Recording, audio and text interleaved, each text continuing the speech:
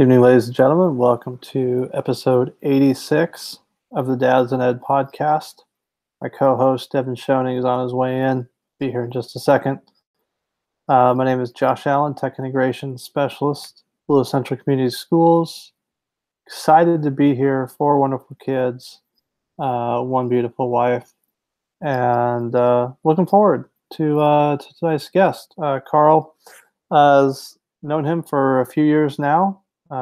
Both when I was on the NETA board and from attending iTech. So excited to have him on the show. Since Devin's not here, we're just going to jump right in the water cooler.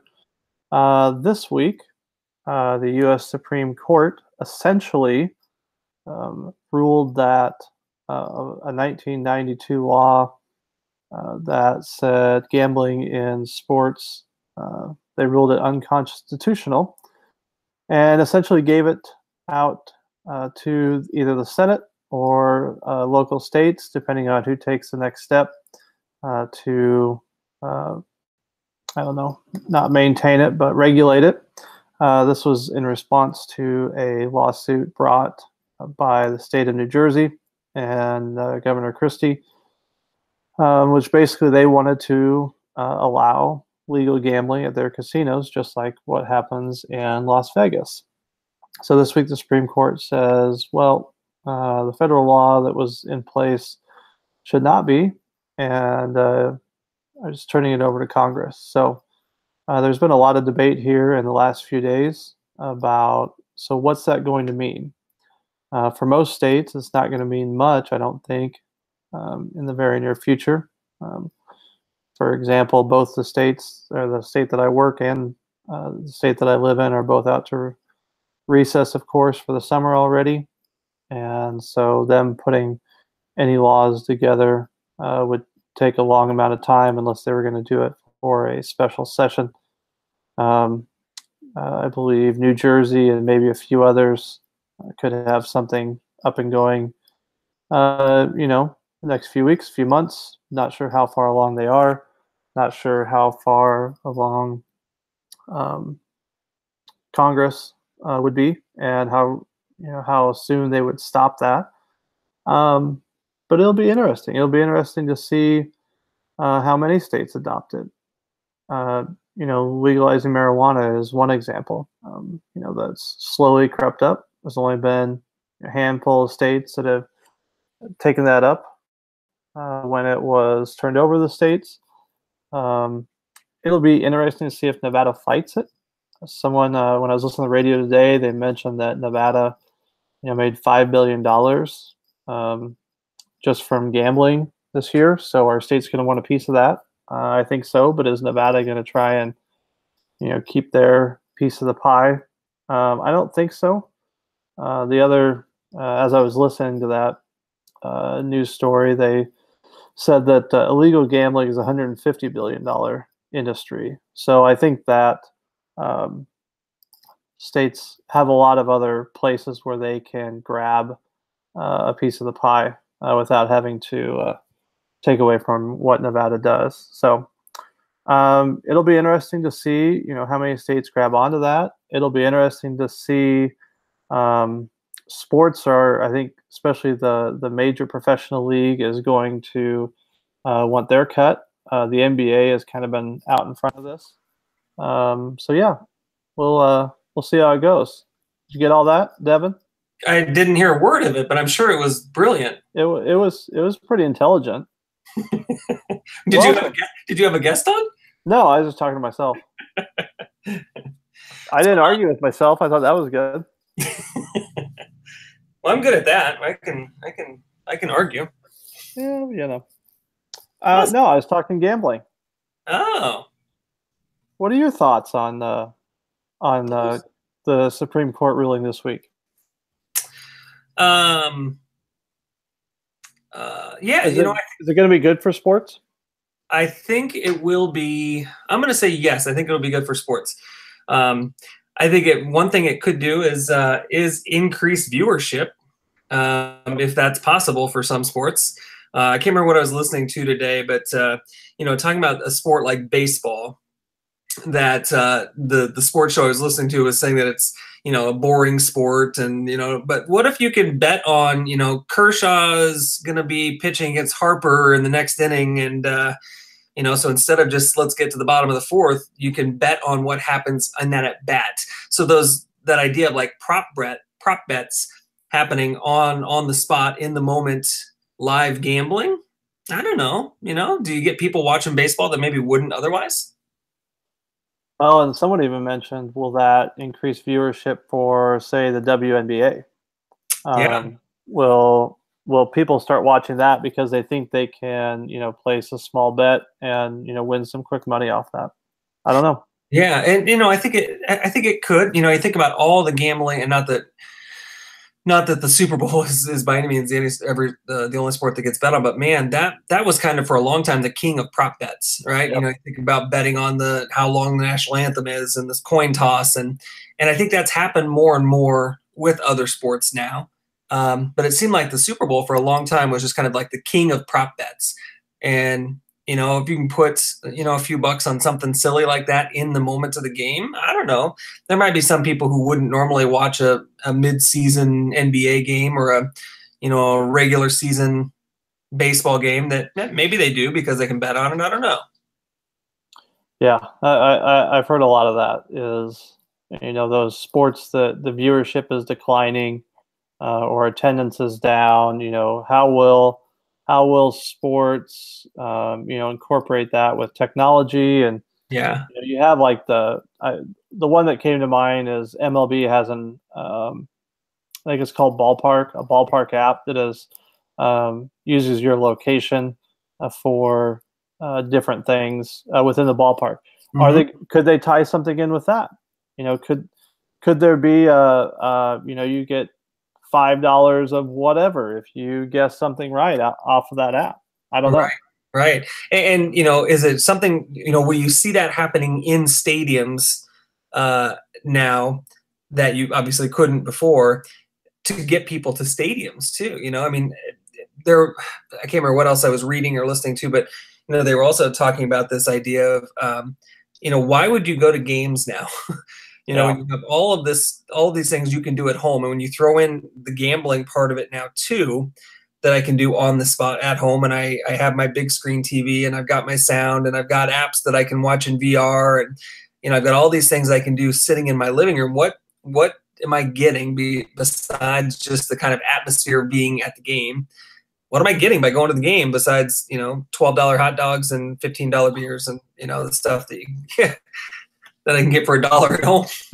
Yeah, exactly, and your own private restroom at home, and I think it is going to make it hard for the arenas and the ballparks to get people out and get there. I think you're right.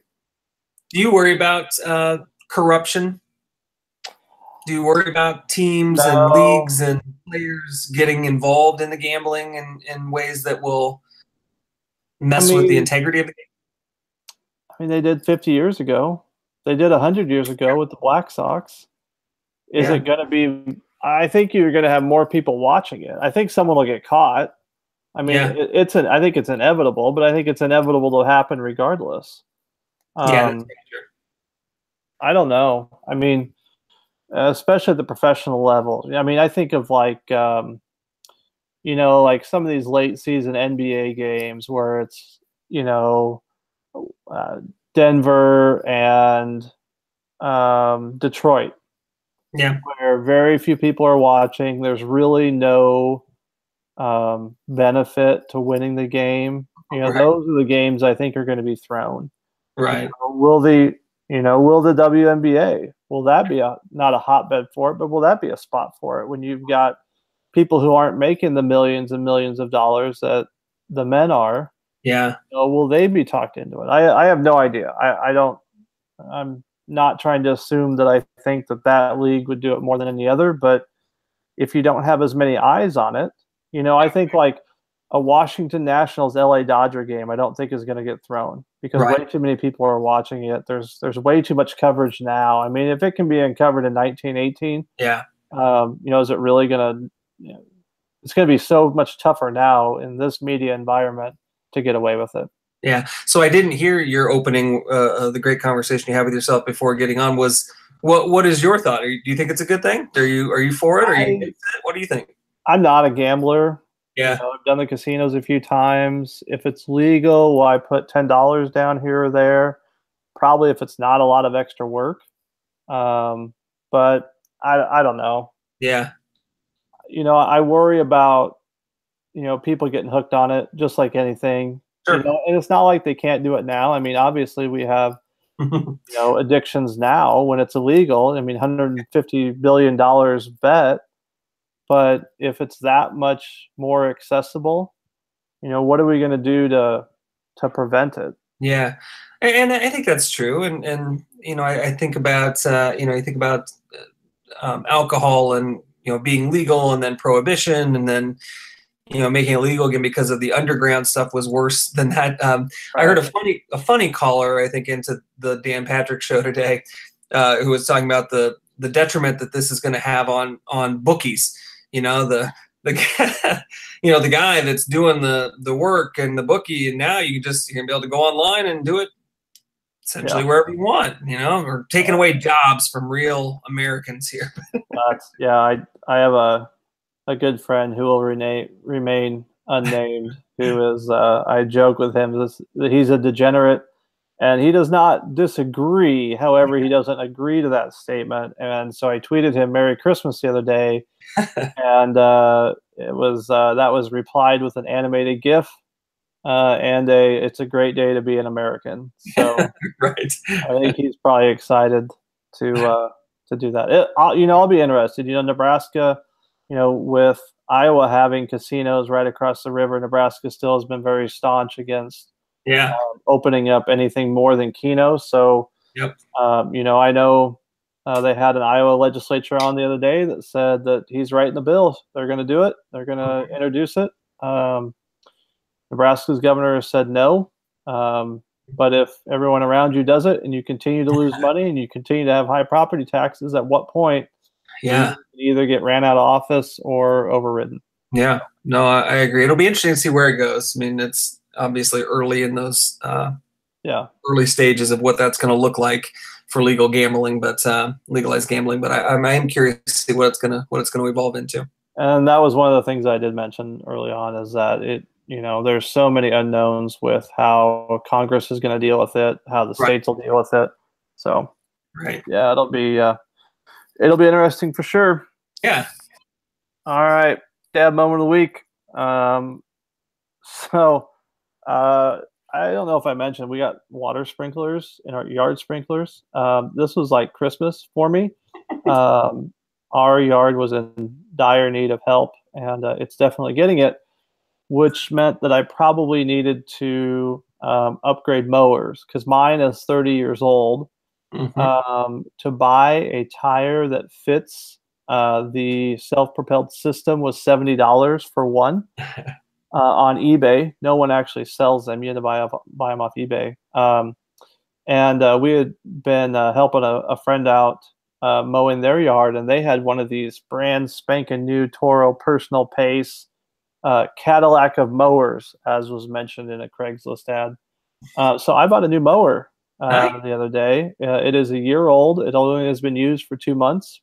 But I got myself a fancy mower. I have never owned a mower that is less than 10 years old. Even going back to being a kid, my dad always bought garage sale mowers. And in fact, the 1984 one still had the $25 written in Sharpie on top of it, or $25. And I am now excited to mow the yard. My son is more excited than he normally is to mow the yard. So we think we're pretty cool. I was being snobby with my neighbors the other day, now that I got this fancy, water sprinkling system, and I had to get a snobby mower and show everybody up. They don't know what's happening. I'm just so uptown now with my fanciness and my green yard. I know. I'm not sure what's happening to you. You're like becoming a different person. Like this I think whole this new is what happened if gosh. Yeah, exactly. This is what happens when you get sprinklers and you have green grass. or any grass for that matter, because that really wasn't going on either. Oh, I love it. That's great. Let's see. My dad moment of the week is an easy one. I tweeted about it and shared it on social media yesterday, but I've certainly talked about my daughter Claire lots of times on the show, and how she has kind of struggled with, struggled's the wrong word. She has low muscle tone. We're not really sure of a real diagnosis, but there were times when she was really young where we weren't sure if she was going to walk or run or kind of do some of those normal everyday things. And they had the 6th grade track meet yesterday, and she ran in a few races. All the kids, all the 6th graders in the city go and kind of pick races to run, events to participate in. And she did it, and she ran the 100 and the 200 and the shuttle relay race. And there was some real concern, I know, from her going into it about finishing last, or not wanting to be the kid who finishes so far behind that everybody's kind of like cheering that person on. So there was some real anxiety for her, I think, around doing it. And I got there yesterday just in time to see her 100. And she was last in her heat, but she was right there with a couple of the kids. And as I get to the finish line to talk to her, she's crying, and I'm just like, what's wrong? Like, I thought that was awesome. You did a great job. And it was this whole like, oh, I finished last. I did terrible. And as we're talking, I had to remind her. I said, think about all the conversations we've had about, when you were less than one, were you going to be able to walk? Were you going to have a wheelchair? Were you going to have braces? Whatever it might be. And I think it kind of gave us some perspective yesterday with that. And it was awesome to see her do it. And it was awesome to see her run and finish, but also some of that heartache as a parent to watch your kid be, have that anxiety about what's this going to look like, and maybe a little bit of embarrassment. So while it was pretty cool, it was also kind of a trying day, I think, emotionally for her and us. And, but no, it was pretty cool, and glad she decided to do it and finish it. So easy dad moment of the week for me this week. Absolutely. That is I did see your picture. That is a fantastic dad moment of the week. So yeah, thanks. All right, ladies and gentlemen, it's that point of the show where apparently we get funner. By Karl's shirt. Karl's in the house. Hi, everybody. Tech director for Ames Community Schools, podcaster on the GAF Admin podcast. Actually, I don't know if you know this, but tonight's sponsor is the GAF Admin podcast, the nerdiest Google admin podcast in the Midwest. Tweet nerdy to us at GSFE admins on the Twitter. Karl, how's it going? Oh, it's going well, going real well. A lot of exciting things going on as we finish up the school year around here, that's for sure. Did you guys know that you sponsored the show tonight, that your podcast sponsored the show tonight? I had absolutely no idea. That was quite a surprise for me. Amazing. Yeah, we appreciate the support. I could tell you that I could tell that was Lance's copy, that's for sure. Yeah. He'll probably forget that he said it. So don't bother asking him. Yeah, we're going to use Chad's, but this we don't have an E next to our podcast, so we were not allowed to use anything that he sent us. Correct. As you can imagine. All right. Karl, so I did a lame introduction. Go ahead and introduce yourself. You have more going on than that. Yeah. So I'm Karl Hehr. I'm the director of technology for Ames Community Schools in Ames, Iowa. Been here for about 7 years, actually finishing up my 7th year. Started out my career as a social studies teacher. My degree is actually in history. I have 0 technological certifications from college or any of that. But this is what I want it to be. That's, one of the things that I talk about in an Ignite session that I've done before a couple times. I talk about how when I was in school, we still had Apple IIs, but I wanted to figure out how to use computers and be an educator at the same time. And so for me, this has been really, really cool. I have 3 kiddos, 2 boys and a girl. Next year is going to be very exciting for us, as I will have 1 child at our high school, 1 at our middle school, and 1 in elementary school. So as if driving around the city isn't enough already, it's going to go in earnest next year when we have kids all over the place. So, yeah, just barreling to the end of the school year, and got some exciting things planned for this summer, and it's going to be a good time. Well, and we'll get back, because we've talked a lot with people about that idea of having kids, your own kids, in the district where you work, and the challenges and the benefits of that. But I want to go back to something. We'll do a little bit of professional talk first. You mentioned, that idea of really wanting to figure out how to use technology and impact learning.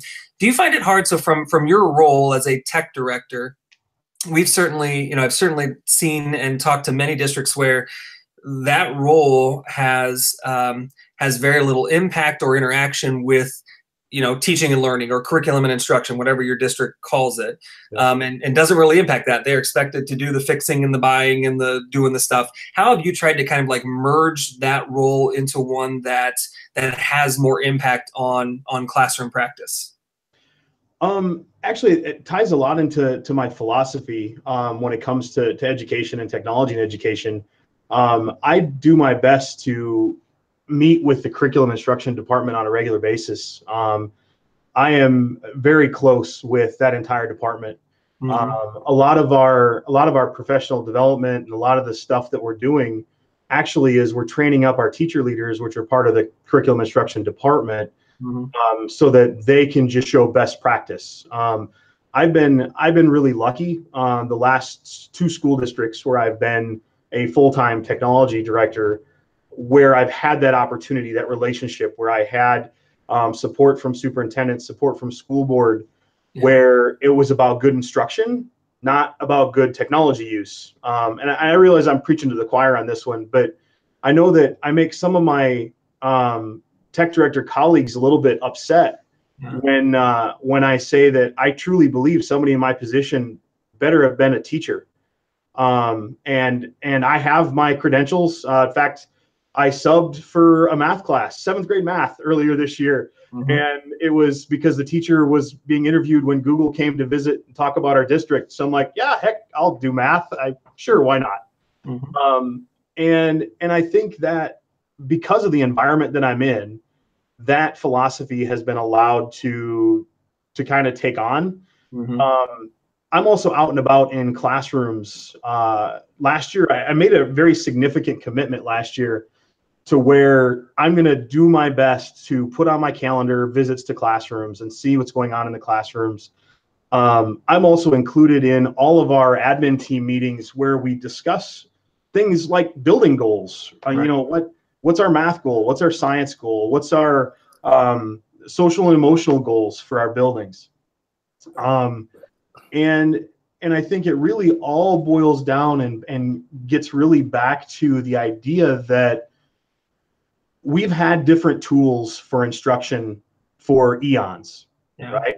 From the chalkboard to all sorts of different stuff, scheduling changes, block scheduling, mod scheduling, flex time, not flex time, MTSS, RTI.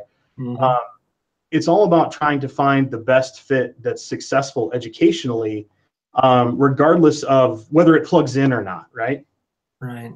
But you've been around enough too to see where that doesn't happen everywhere. I mean, the technology mm-hmm. departments in lots and lots of places, that's not anywhere near their realm of kind of oversight's the wrong word, but they're not involved in those discussions. And I think that's a bad thing, right?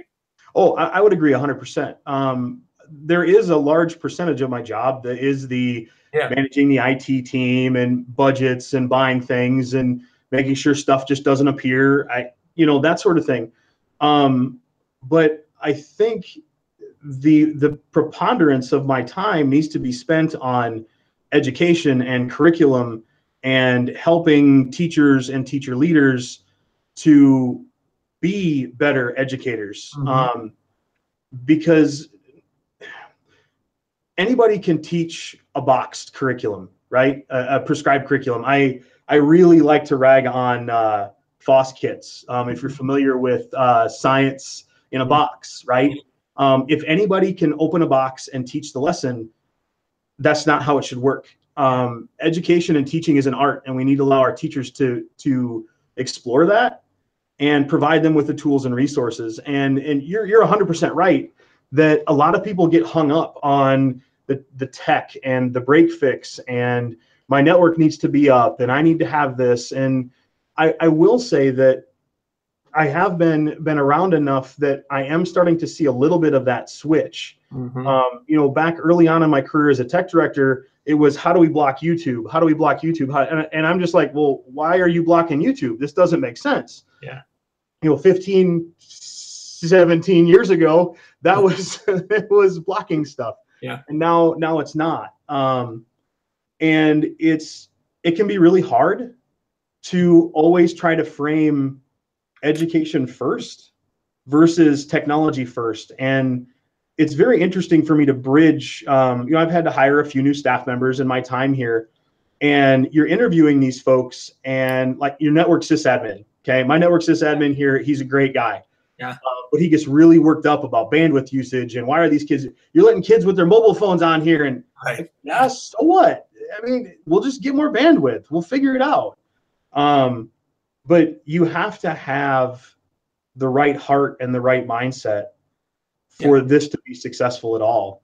And if you get too worked up about the technology and the running it like a business, it's not going to work. I can't run this like I would an IT department in a private sector company. Right.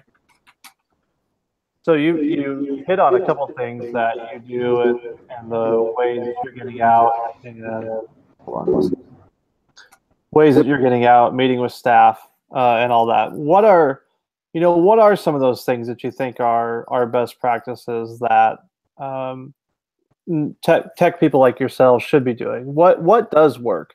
What does help change that mindset? Whether you went through that in Ames or other districts, but how do you get either tech directors or teachers or administrators to get out of that break fix mentality? For me, the processes that I took were really around getting people to understand that I wasn't there for the break fix stuff. It really boils down to how you got to know your kids, right? I'm gonna treat these adults as my students. I need to show them that I care about them being professional, being amazing at their jobs, and being successful. And getting out in front of them, meeting with them, taking opportunities to visit with those staff members helped build those relationships up. Where I really have the biggest difficulty is when I talk to some of my colleagues. I've been amazingly blessed to be able to speak to tech directors. I've been out of the country once, so I can say all over the world, right? So close enough. That's one more country than what we've spoken. Don't worry. Is to really try to convince some of those folks, those IT folks that are IT focused first, that their job is to provide technology that everybody forgets about. It just needs to work. I was actually really happy when I had an elementary school teacher really upset this week because she thought we didn't have a filter at our elementary school. Yeah.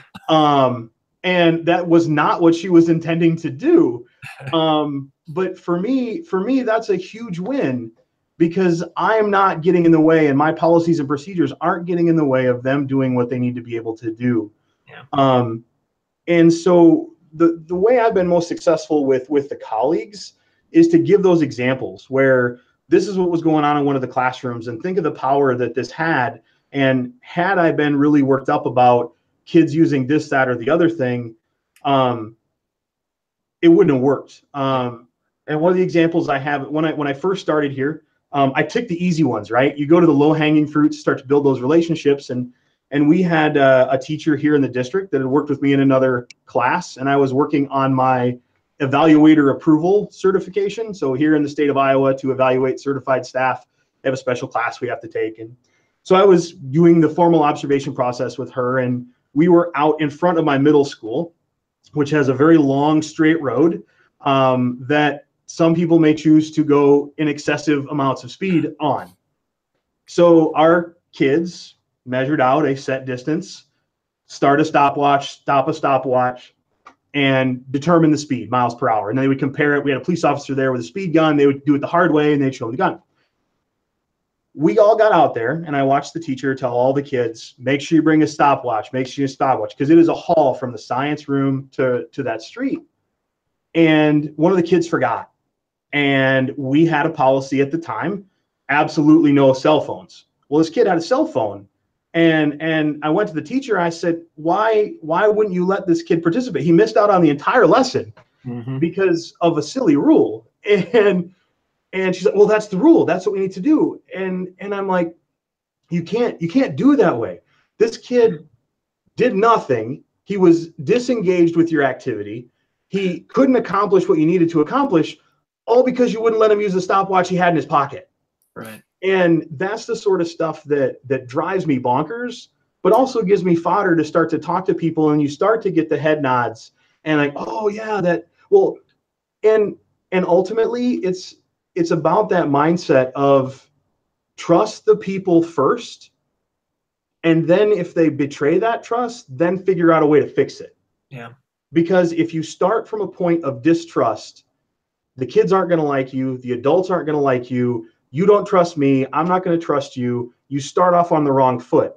And I mean, if you really want to start getting fired up, we can start talking about cultural competency and how distrust builds a terrible start to your school year. And something as simple as, no, you can't use your cell phone to participate like you wanted to. Yeah. You're going to stand over here and do nothing. Right. And so that sort of story, I think, kind of resonates with folks. And that goes a long way.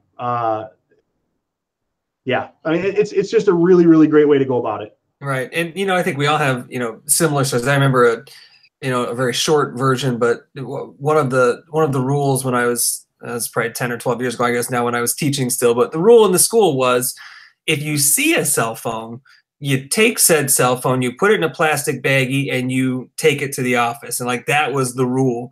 And, I saw so many people chase kids down the hallway and create these confrontations when really, I don't think I ever took one and put it in a bag, but I had lots of conversations with kids. I had a good enough rapport with them, said, hey, could you put your cell phone away? And 90% of the time they did. They just kind of did it, or we had a conversation about it. So yeah, I totally get it. Let's transition that a little bit to kids, or to your own kids. We've done a session at a couple of conferences now where we talk about that idea of working in the district where your kids go to school. And again, that can be great. And sometimes there can be challenges to that. You want to talk a little bit about, you've got 3 of them, you said, now at all different levels. Next year it will be at all different levels in your school system. Can you talk about that challenge of having your kids in the district where you work, where you're working, especially from your position, you're working essentially with all of these teachers in some form or fashion, and that challenge of having your kids go to school where you work? Yep. We'll start with the things that I love about it. Yeah. I've been able to go down, and when my kids were in elementary school, they're too cool for it now that they're in middle school, but my daughter still likes it. I would go down once a year, at least, and have lunch with them, just hang out. And that was something I couldn't do before. I'm able to get away and go on field trips. This year, we just did one with Lydia's class. We went to the state capitol, and I went through the state capitol and saw all sorts of legislators, and I didn't once make a snarky comment. I thought it was pretty good for me. Congratulations. That's you get an award for that one. I know, gold star, right? And so that close proximity to what's going on in my kid's life really means a lot to me. And having that flexibility is really, really great. Where things went wonky when I first started, I remember sitting at a parent-teacher conference, and the teacher was talking about this strategy. I don't remember the name of the strategy, and we're going to make sure we change names to protect the innocent and all that sort of stuff, right? So this strategy, and she was so excited about this strategy and how wonderful it was, and this is super, super great. And the whole time I'm thinking, we just had an admin team 2 months ago talking about how we weren't using these strategies anymore because they're research proven that they don't work. And so you guys know me well enough that it was very difficult for me to bite my tongue and not say anything, because there I was wearing the dad hat, right? I'm not the tech director there. I'm not the district administrator. I'm just Lydia's dad or Matthew's dad or Joey's dad, right? And so one of the things that I've stopped doing is I don't go to parent-teacher conferences anymore. Haven't for a few years. My wife is adamant, so she goes. Well, it would look terrible if we didn't go. Like, no, really, I don't think it's that bad. And she's one of those parents that she will go to every single teacher and make sure and again, I'm so blessed. My kids, I think I could throw them in a closet with books and they would come out with a PhD. So I mean, parent-teacher conference isn't a super important thing for us, right? But so that's proven difficult. The other thing that I find kind of frustrating is people forget that I'm a parent. Yeah. When I speak at school board meetings or I meet with community members, people forget that I wear multiple hats. Not only am I a district administrator, but I'm a dad and I'm a property owner in the community. So, depending on what you're asking, my lens is going to change. And that, I don't know if I'm ever going to get over that. I can get over the parent-teacher conference, the teacher, oh, this is super awesome and this is not really what you should be doing. But the thing that I don't know if I'll ever get over is the fact that when we were kids, we thought our teachers were always at school, right? Remember that first time you saw your teacher at the gas station and you're like, oh, Mrs. So-and-so, you don't sleep in the classroom?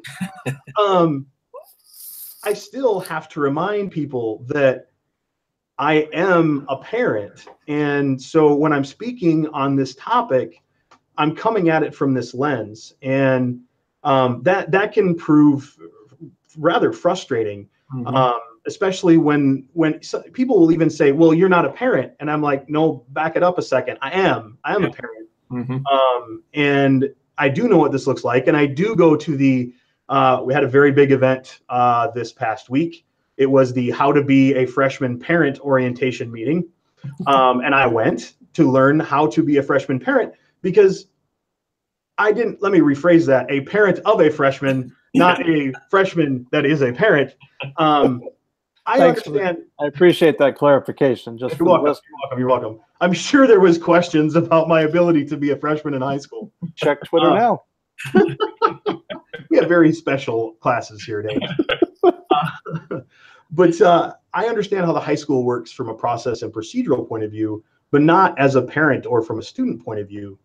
And it was a very interesting experience for us to start to learn a new building and new process and new procedure. The other thing that has been difficult for those that work in the district that they teach or work in, you have this background knowledge of a lot of different moving parts, right? So, teacher A might be very, very good at this. Teacher B might be very good at this. And you don't want to play that game of my kid needs to have this teacher because of this and that sort of thing. And I've even told my kids, I maybe even swung too far the other way. I don't interfere with any of that. I don't want my kids to be treated any differently than anybody else in that building because their dad is the director of technology. He's an administrator in the district. Right. So we don't request teachers. We don't pull that sort of thing.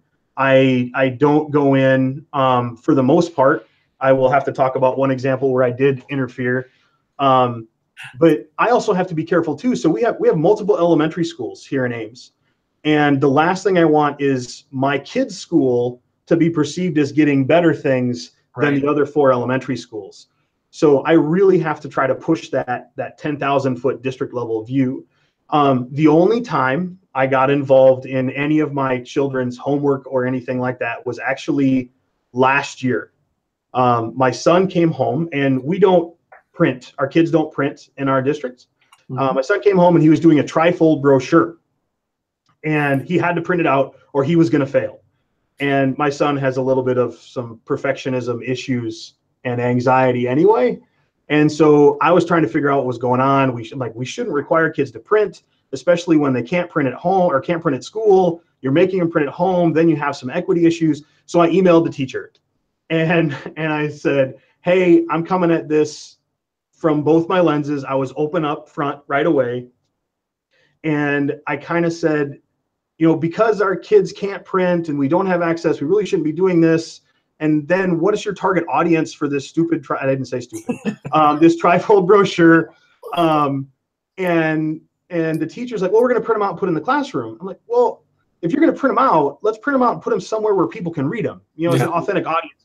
So I took that opportunity to talk to that teacher using both of those lenses. And I had my wife read that email beforehand. I had a friend read that email beforehand because I didn't want to be that guy, right? Yeah. And in the end, it provided a great opportunity for me to talk to this teacher. And he made some changes in that lesson going forward that presented a more authentic audience for his kids. And so there was a way where I kind of stepped out of an area that I normally wouldn't have done. Yeah. But in the end, I think it worked out better for all kids, not just my own. Right. Let's talk a little bit about your kids. You mentioned you have 3 of them, 2 boys and a girl. And I've noticed your kids do a lot of hockey, which is bigger even here in Omaha than some might expect, I guess. We're not as northern as a Minnesota or Michigan or Canada. How did your kids get so into hockey? I just muted you. Unmute yourself. There you go. All right. So I've told you about my very precocious, currently 8th grader.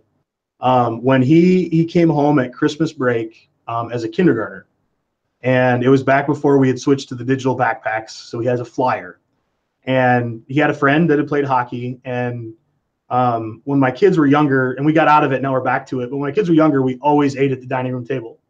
And Matthew put the paper on the table and he said, Mom, Dad, I want to perform in hockey.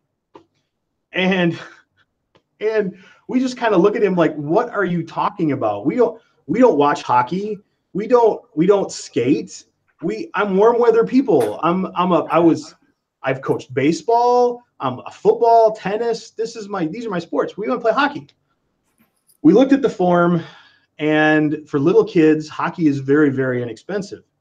I lovingly refer to it as the crack dealer special because they get you in at this. I mean, we even could get the equipment for free. We borrowed it from the association. So we figured Matthew would be as graceful as his parents, and he would go out on the ice, fall on his butt, hate it, never want to do it again. The first night, they had 2 levels on the ice. You had initiation and a tykes. The tykes are the kids, they can't skate, they can't do anything. Initiation kids are the kids that can skate. They just need to learn how to play hockey. Matthew pushed off the wall, went down to the initiation kids, and here we are 8 years later. Joey started playing as a kindergartner because his brother played. Joey is a goalie, which is another whole round of excitement for us. And we're season ticket holders for the Iowa Wild now. And for about 8 months of my life, we're touring the Midwest, spent a lot of time in Omaha, up in the cities, Wisconsin. My daughter has no desire to play hockey whatsoever. She hates being cold, so she sits out in the concessions area where it's warm and draws pictures and stares at the scoreboard, hoping time goes faster. So yeah, we actually have a pretty good association here in Ames, and it's been very, very weird getting to learn the sport and kind of follow it through my kids' eyes. The one thing that I've learned is sport parents are sport parents, no matter what shape the ball is. And that's been interesting. And now all 3 of them picked up lacrosse because apparently that's the off-season training for hockey players. But Lydia's down with this one because she can have a pink stick and it's warm. So she's happy with that. Right.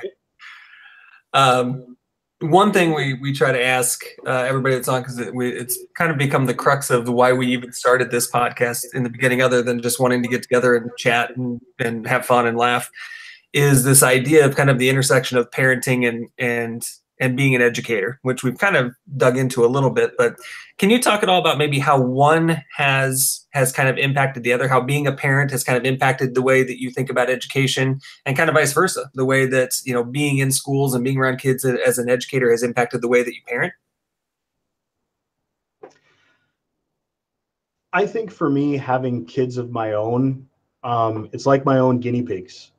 I grew up in a house of educators. My mom was an educator. My grandparents were educators. My aunt was an educator, and all of us knew that our parents would test things out on us, right? So my kids have had all sorts of different things. All right, we're trying this new thing at school, or I want to do this lesson, or I want to do this way. Test this out for me and see how this works and give me some perspective. Where things have changed as I've moved to the admin role and really looked at more than just my kids and that kind of myopic view, is trying to see education through my kids' eyes. And so I know that this thing happened at school today. Let's talk about that. Let's see what's going on. Let me understand what's happening. You know, this year we've had walkouts at our school.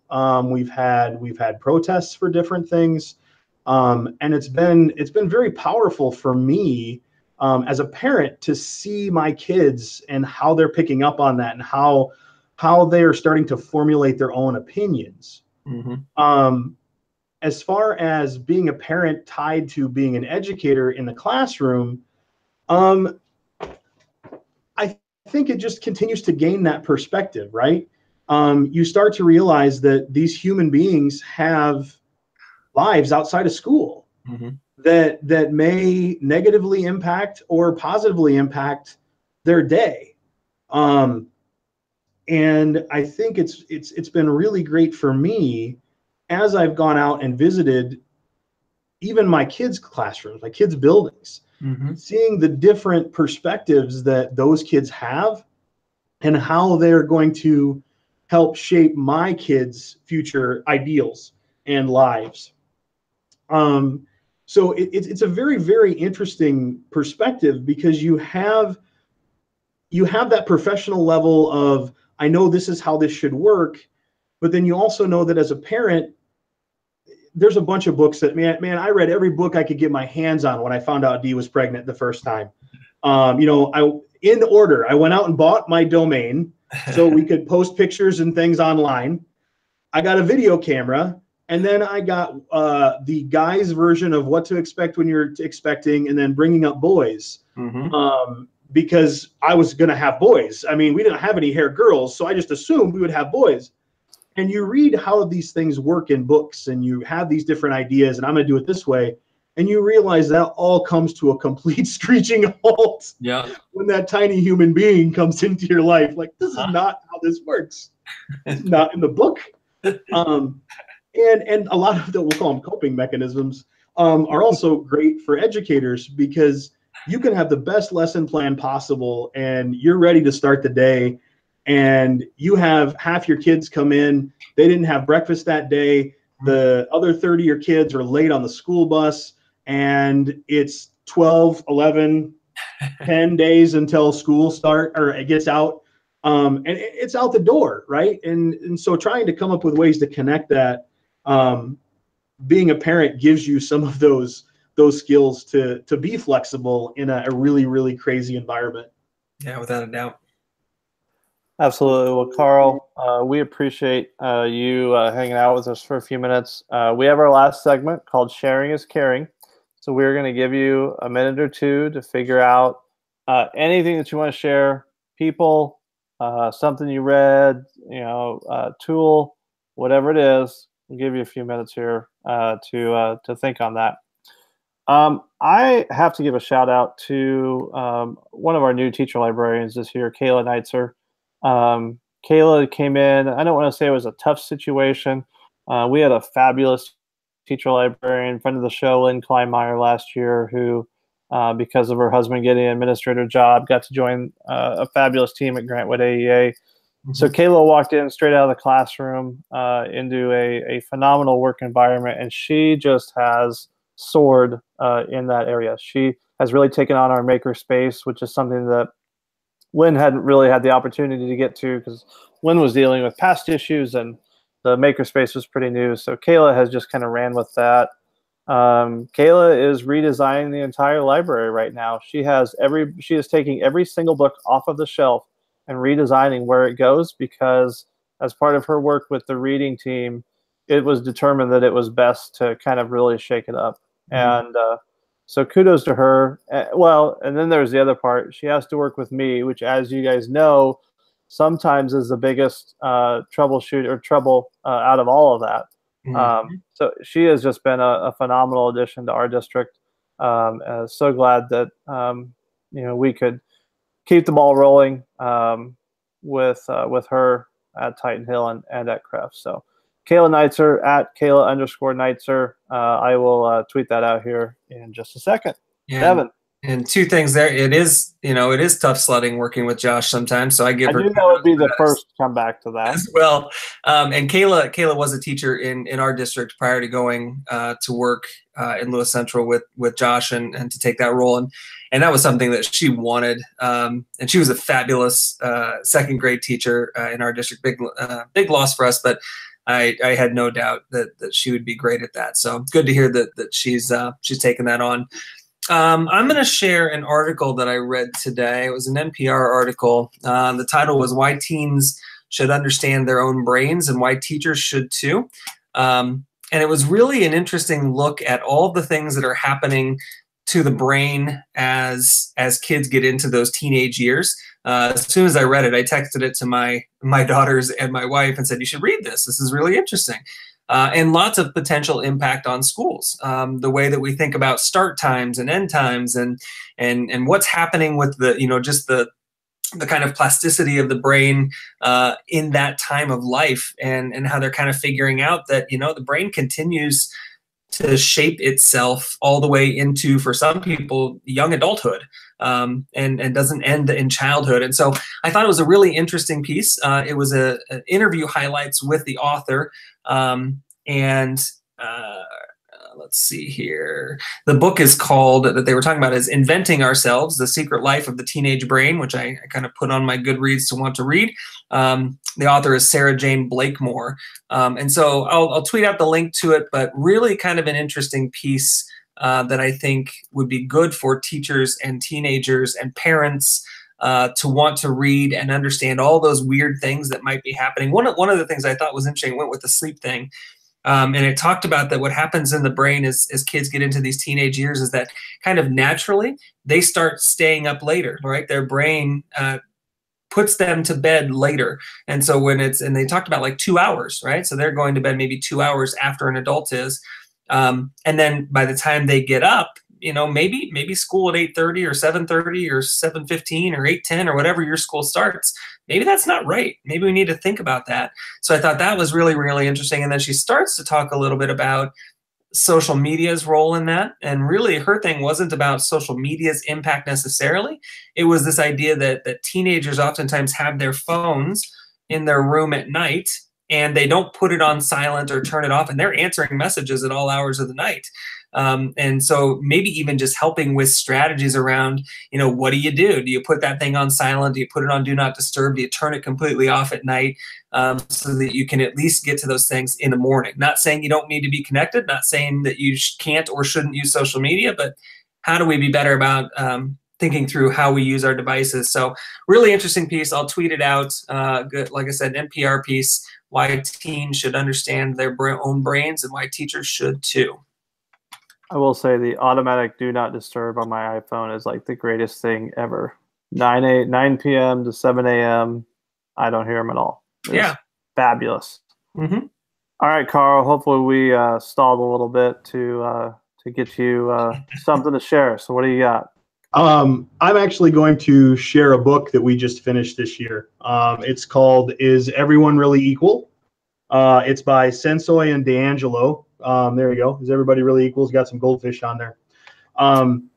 And actually, it's a two-part share and shout out. Lisa Clayberg and Aaron Miller are a couple of our teacher leaders in our district, and they helped facilitate this book study with our school improvement team this year.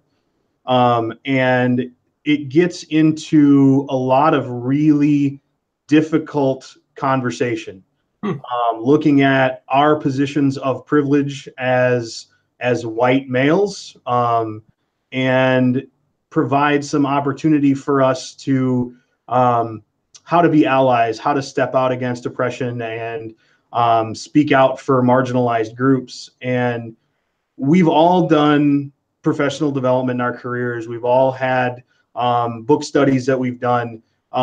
These two put together an amazing year-long book study around this for us. It's heavy read. It's a heavy read. It was initially a lot like grad school all over again, getting into that book. But one of the things, we had our last SIT meeting of the year last week, and I really took that opportunity to praise those women and the work that they did, and really ask that we can continue to do this sort of activity next year as well.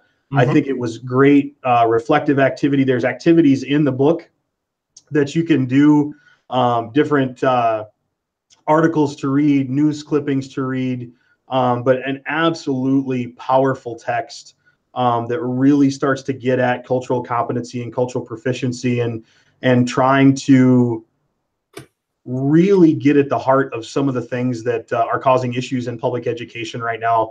And I would say issues that are causing, or that are nationwide issues that need to be addressed. And so, Is Everyone Really Equal? Sensoy and D'Angelo, great book. And thanks to Lisa and Aaron for heading up a great PD for SIT team this year.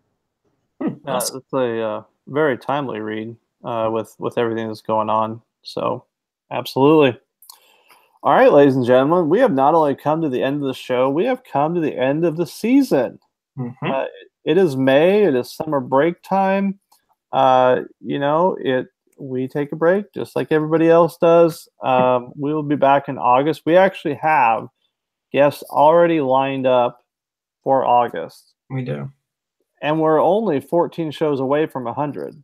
It's true. I would have to go back and count. That may be next spring when we do that. Yeah, kind of like almost right away in spring, maybe. But we don't do 14 in a no. fall.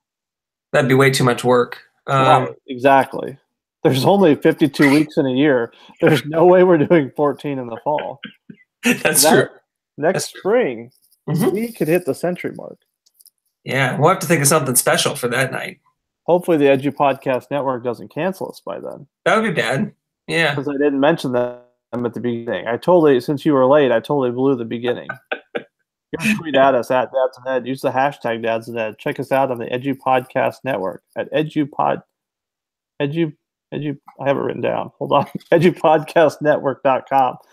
We may get fired.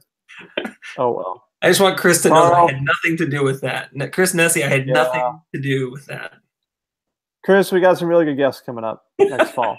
Let us redeem ourselves. Give us one more year. All right, Karl. Hey, enjoy summer. Enjoy lacrosse. We really do appreciate having you on. Absolutely. Absolutely, was a blast, guys. No Yanni or Laurel conversation. I'm impressed. Thank you, dude. No. Listen, we talk. You want to talk gambling? I mean, we got time. I listened to that at the beginning. I was kind of intrigued by that conversation. What do you think the impact's going to be on sports? I think it's a great untapped tax revenue for education finance. If I'm all for taxing vices, if it helps provide education to people, I don't really have a problem with it. Where things get a little sideways is when you start talking about betting on collegiate athletics. Yeah. Because those young men and women are participating at what I would say no compensation, above and beyond education. Yeah. And if you allow gambling on top of that, you're going to really have to have a strong conversation about compensating collegiate athletes. Yeah. But no, if you want to legalize marijuana and I can tax it and it can help pay my teachers here in my district, I'm not sure I have a real problem with it. I like that perspective. Well, I have to say, we actually did go the whole show. I'm surprised he hasn't yelled at us more, but we have not mentioned Superfan Bill, who did point out that whole college sports, the governing and regulations for college sports will be key. How do you, like you said, can you pay him now? Can you take some of it from that? Will the NCAA and the conferences allow that, or will they keep that money? Right. So, yeah, I don't know. All right, ladies and gentlemen, enjoy the summer. Who knows? Maybe we'll surprise you and have one at some point this summer. That's right. Don't count on it. Hopefully we'll see you in August. All right, thanks, everybody.